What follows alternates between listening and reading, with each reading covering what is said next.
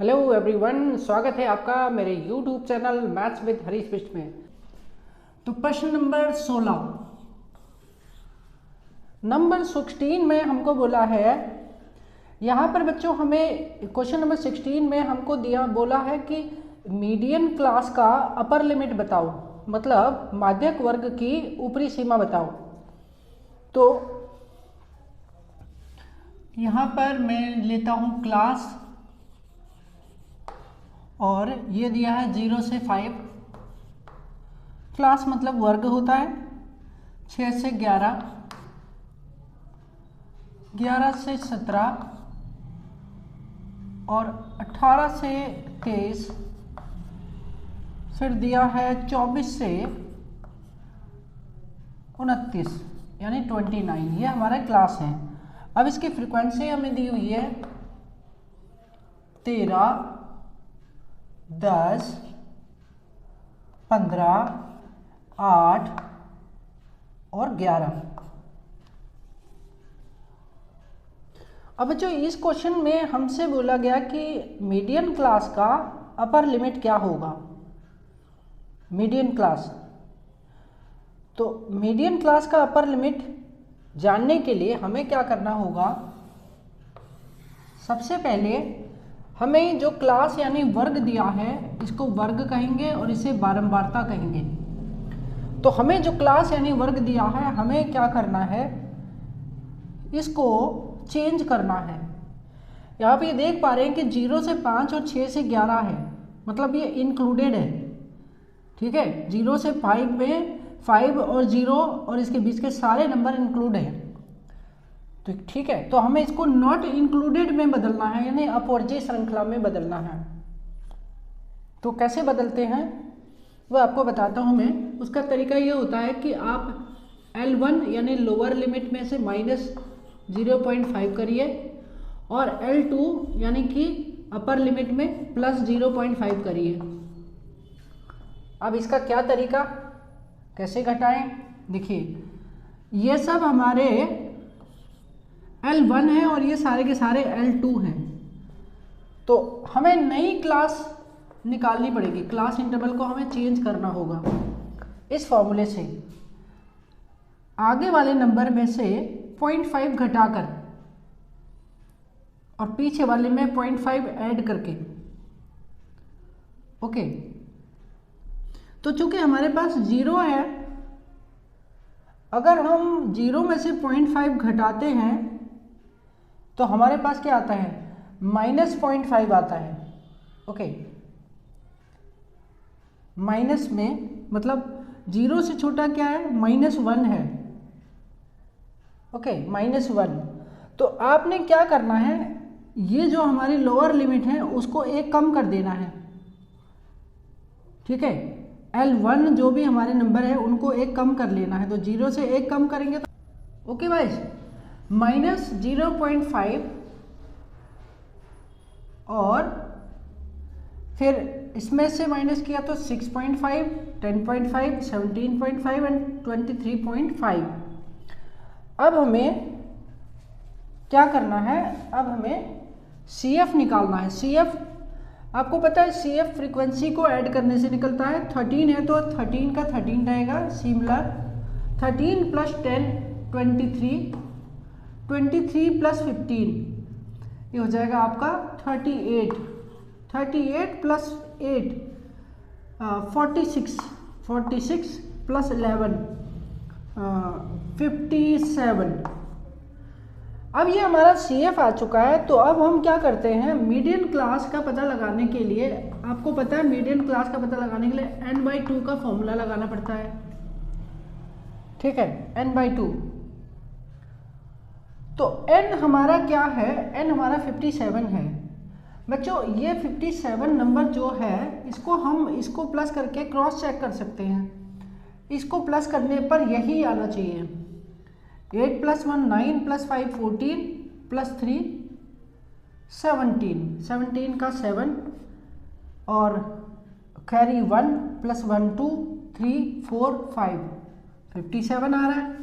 तो अब हमें n की जगह 57 लेना है। 57/2 कैंसिल करेंगे तो आएगा 2 एंड 8 28.5 आएगा, 28.5। अब बच्चों आपको ये देखना है कि 28.5 CF में किस नंबर में इंक्लूड होगा। कैसे पता लगेगा? एक या तो 28.5 CF में होना चाहिए, अगर नहीं है तो आपको ये देखना है 28.5 से ग्रेटर नंबर कौन है, इससे बड़ा नंबर कौन है जो इस CF की टेबल में आ रहा है, CF वाली लाइन में आ रहा है, और वो है 38। 23 छोटा है, 38 है जिसमें ये इंक्लूड होगा। तो अब इसके सामने वाला क्लास इंटरवल देखिए, इसके सामने वाला जो क्लास इंटरवल है वो ये है, तो ये हमारी मीडियन क्लास है, और इस मीडियन क्लास का हमसे पूछा है अपर लिमिट। तो आप देख रहे हैं इसकी अपर लिमिट है 17.5। सो अपर लिमिट यानी उच्च सीमा हमारे पास आ चुकी है इस क्वेश्चन की 17.5। और बच्चों ये आपको ऑप्शन नंबर ए में दिया हुआ है, तो हमारे इस प्रश्न का आंसर हो गया ऑप्शन ए। ठीक है, इसे कहेंगे हम हिंदी में उच्च सीमा। तो आई होप आपको समझ आ गया होगा।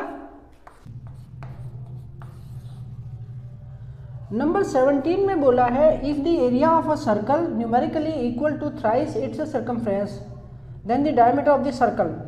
ओके गाइज, क्वेश्चन में बोला है कि वृत्त का क्षेत्रफल संख्यात्मक रूप से इसकी परिधि के तिगुने के बराबर है। वृत्त का क्षेत्रफल मतलब area of circle. Area of circle जो है वो इसकी परिधि यानी सरकमफ्रेंस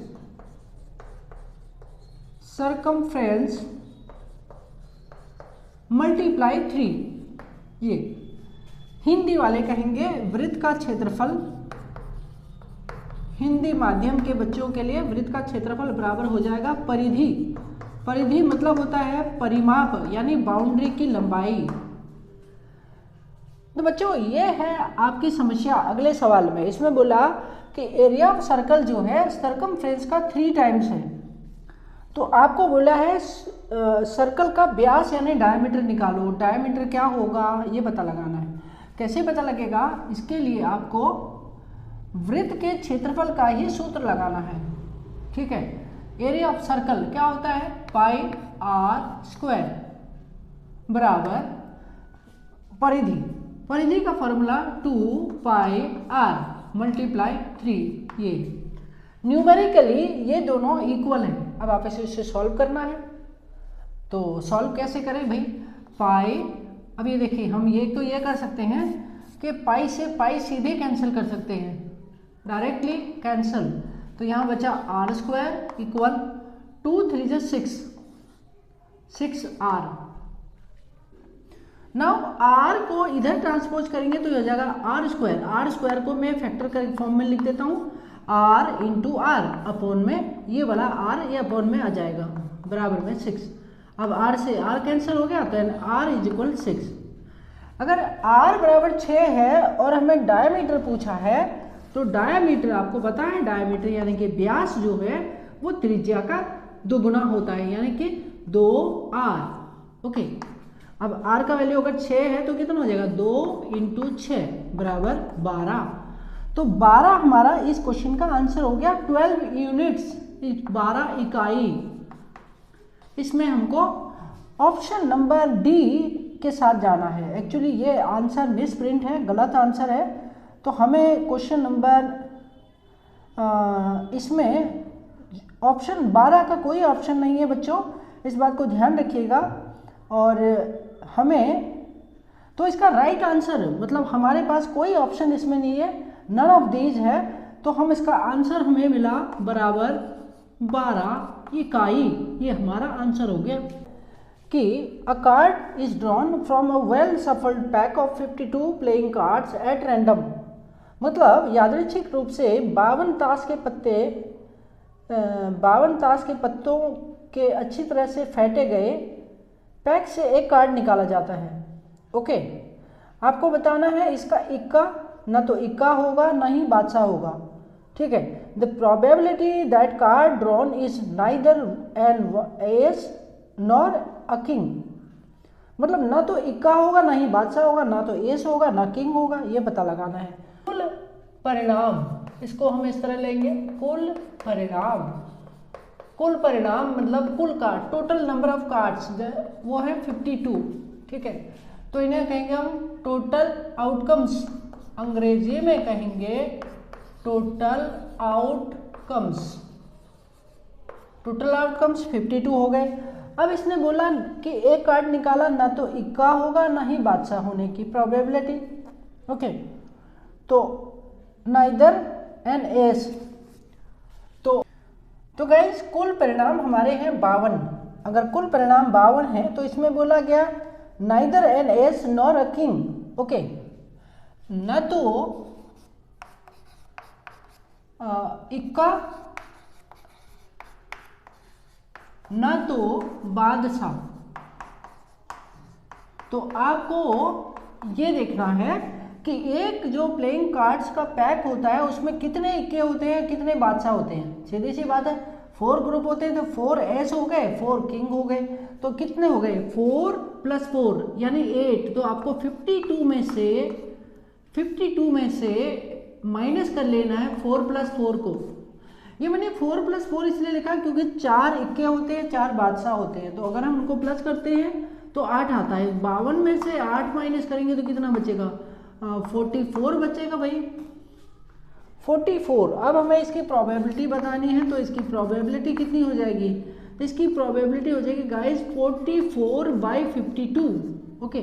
अब इसको कैंसिल करिए, 4 से कैंसिल होता है, 4 × 1 = 4, 4 13 4 = 52।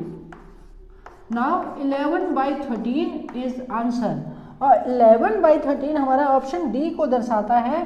तो हमारे इस प्रश्न का आंसर है ऑप्शन डी,